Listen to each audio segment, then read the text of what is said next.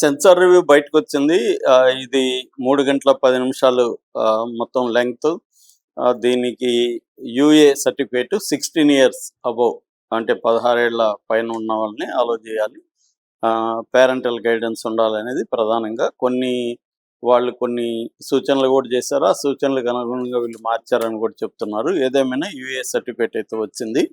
So ఈ సందర్భంగా ఇప్పుడు ఆల్రెడీ కొన్ని ట్రైలరు, టీజరు, తర్వాత 2 పాటలు, 2 సింగిల్స్, 'రెబల్ సాబు' తర్వాత 'సహనా సహనా' అనే 2 సింగిల్స్ అవన్నీ కూడా వచ్చాయి.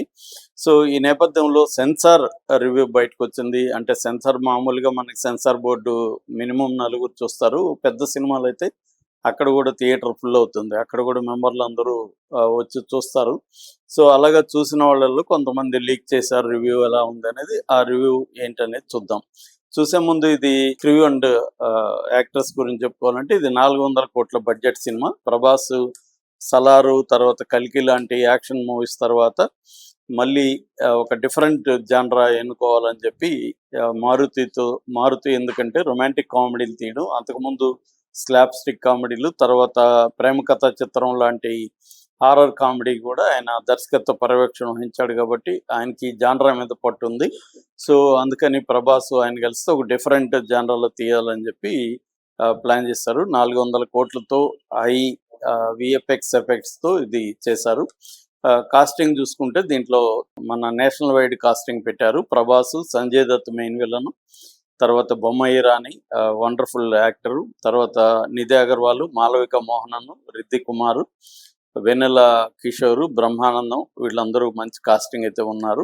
క్రూకి సంబంధించి అయితే పీపుల్స్ మీడియా ఫ్యాక్టరీ వాళ్ళు ప్రధానంగా ఉన్నారు. వాళ్ళతో పాటు ఐవీవై ఎంటర్టైన్మెంట్ ఇషాన్ సక్సేనా ఆయన కూడా దీంట్లో ప్రొడ్యూసర్గా ఉన్నాడు. పీపుల్స్ మీడియా తరపున టీజీ విశ్వప్రసాద్ ప్రొడ్యూసర్గా ఉన్నాడు. ఇక డైరెక్టర్ మనకు మారుతి తెలుసు, మ్యూజిక్ తమను, తర్వాత కార్తిక్ ఫల్ని కెమెరా వర్క్ చేశాడు.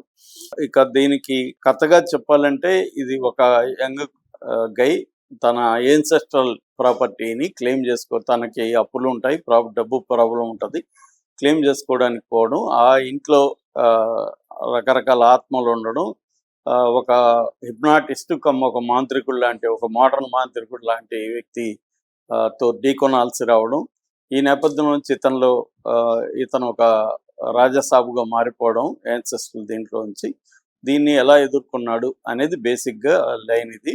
సో ఇది కొంత మనకి చంద్రముఖి కూడా గుర్తుకొస్తూ ఉంటుంది.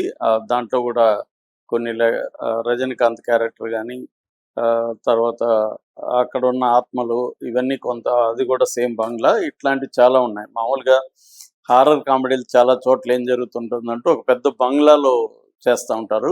నిజానికి హారర్ కామెడీ అనే జానరా ఒక కొత్త కాంబినేషన్, హారరు కామెడీ.